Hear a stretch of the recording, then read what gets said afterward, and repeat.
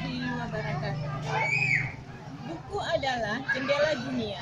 Kegiatan membaca merupakan suatu cara untuk membuka jendela tersebut agar kita bisa mengetahui lebih tentang dunia yang belum kita ketahui.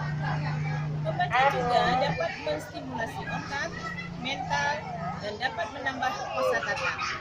Oleh karena itu, membaca juga dapat memberikan andil untuk meningkatkan kualitas otak kita untuk memproses, mengingat berbagai macam hal.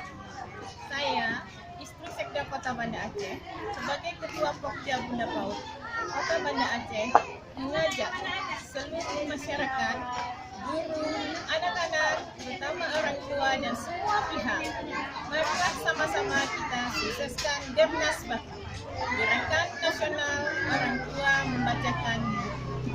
Menjadikan membaca buku sebagai kebutuhan untuk mengetahui dunia di masa yang akan datang, untuk mewujudkan budaya baca sebagai suatu kebiasaan menuju Banda Aceh Gemilang sehingga tercapainya Aceh Cerah, Aceh Hebat, untuk Aceh bermartabat.